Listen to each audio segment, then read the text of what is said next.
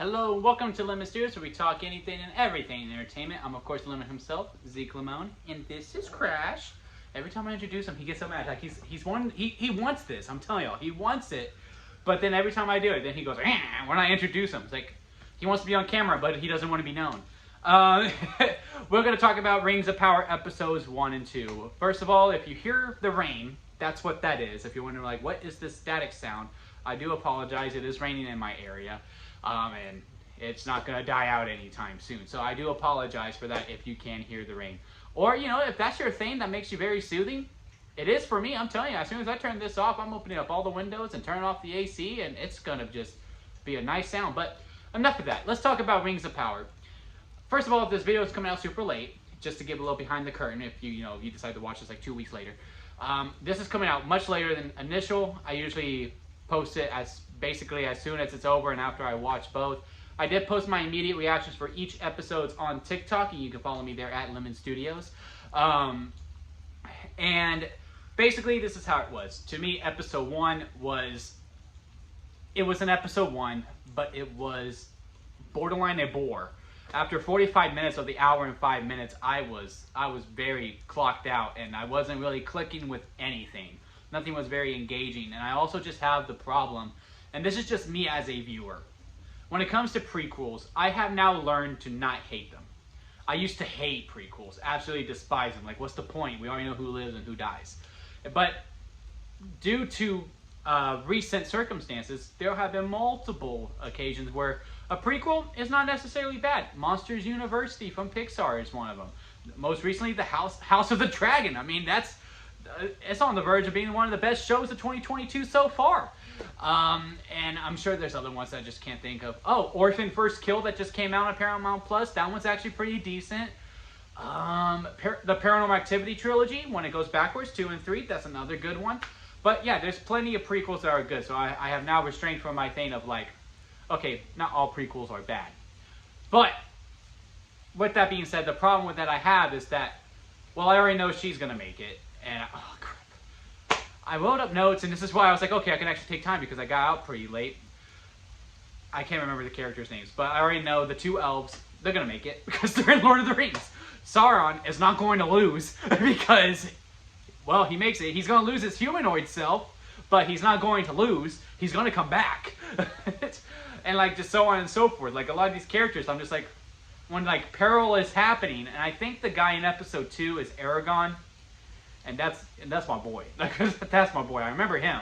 But I'm not sure if that's Aragorn or not. Because I know they have like a history from Lord of the Rings. And I'm like, well, he's going to make it. So, like a lot of the peril, I'm just like, well, the people I don't care about, they're probably going to die. Yep, they die. I don't really feel anything because, again, I don't really care about them. But yeah, back to the point, like, it's just a bore, you know. And there is one side quest that I don't recognize any of the characters. It's with the elf and the lady in that one town with the son, and the son's like, "Who's this elf?" And part of me thinks that's the elf's son because obviously there is something between those two. That storyline is actually pretty interesting because like it's completely unknown to me. Like I don't recognize it at all. But in episode 2, I will say this: it picks up quite a bit. I love the dynamic between the troll and the elf. What's his name?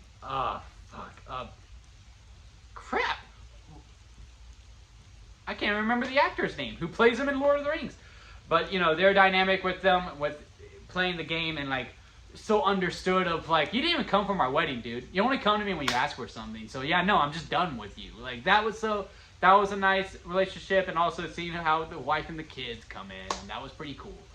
And seeing one of Sauron's henchmen come up from the ground, and that little sequence, that was pretty cool. The stuff in the water was alright, but again, I'm just not that attached to it, because again, I'm just like, well, I know she's... And also, here's a problem I have.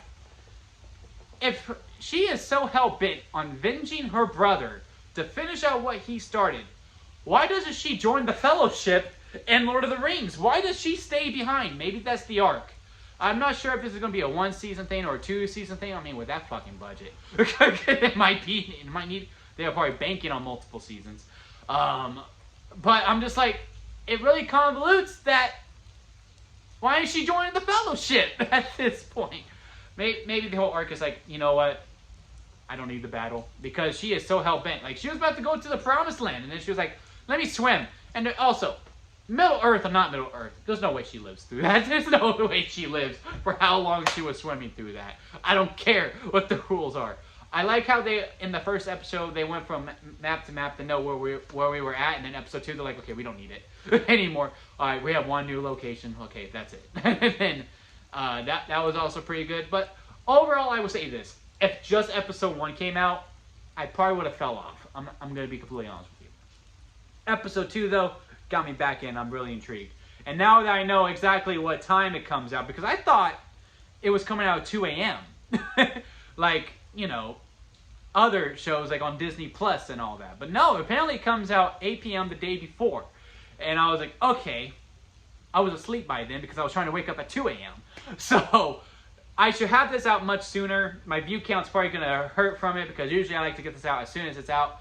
But I got the times messed up. But you can catch my immediate reactions on the TikTok. And if you like this video, guys, give it a thumbs up. And if you like me, hit that subscribe button as I'm trying to grow into my YouTube career. And if you like Crash, also hit that subscribe button because, you know, he's a cute dog. And, you know, we just need... If you hit that subscribe, I'm like, oh, they think he's cute. So if you think my dog's cute, hit subscribe. And if you don't think my dog's cute. And, you know, that's just hurts his feelings. You're hurting the puppy's feelings, guys. But also leave a comment below and let me know what you thought of Lord of the Rings, Rings of Power, and, you know, out of the two Middle-earth type shows, you know, shows that have dragons, House of Dragons kicking its ass. But, hey, they're both 2 episodes in. We're going to see how it goes out through there. And that'll be it for me, guys. I'll see you here next time at Lemon Studios.